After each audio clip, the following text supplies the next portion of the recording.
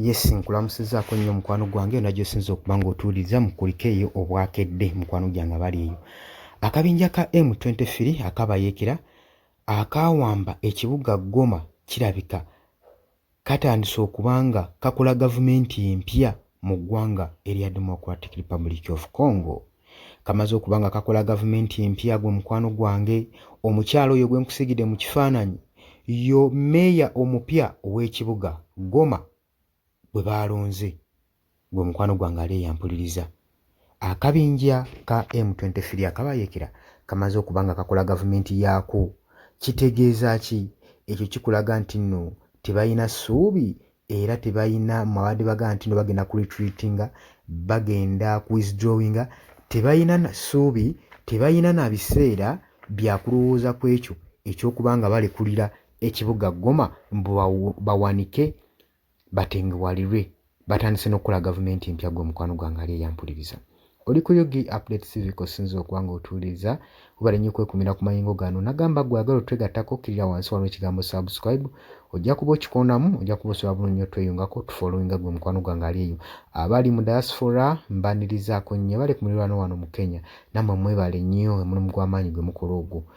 Kakati nno tukimanyi bulungi nnyo ekibuga Goma ekiri mu Democratic Republic of Congo gye buvuddeko kyawambibwa akabinja kabayeekera akamanyikiddwa nga ka M23.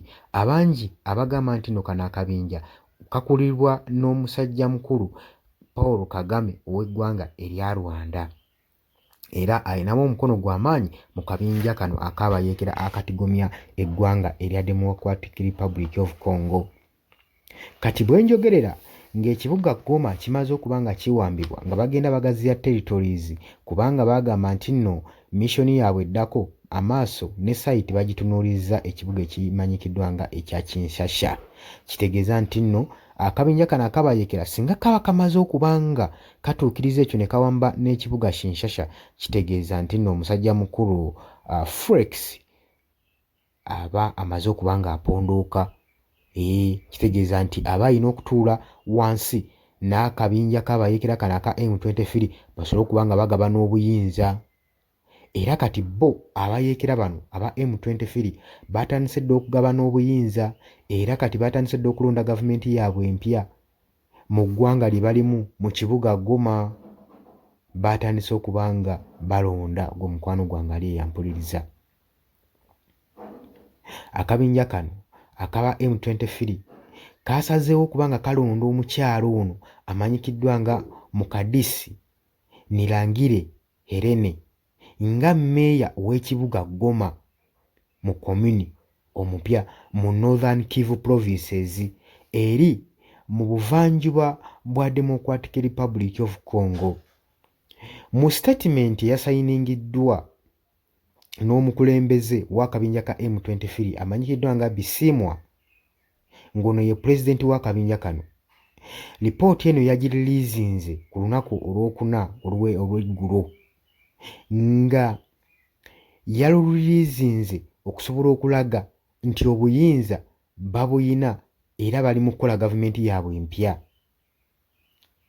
Lawrence Kanyuka ono nno nga y'omu ku bayeekera era nga ye munnabyabufuzi political spokesperson ow'akabinja k'abayeekera kano aka M23, naye y'omu ku baalondeddwa. Waliwo ne Charles Abdul Bikulu era naye yalondeddwa nga Meya Kalisimbi Commune, wamu ne Joanna Louis Kulu Musaboa naye yalondeddwa nga Meya w'Ekirumba Commune.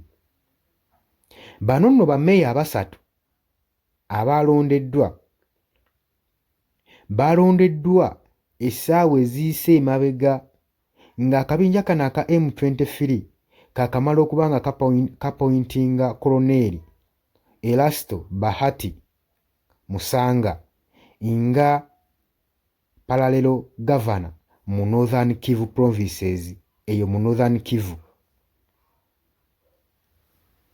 Wile Manzi Garambe era naye bamulonze nga vice governor ng'ali mu charge of political legal administrative and political questions affairs and Shadri Aman Bahati naye nga ali mu charge mu byenfuna for economics, financial and development questions affairs. Be bamu ku balondeddwa abagenda okubanga batambuza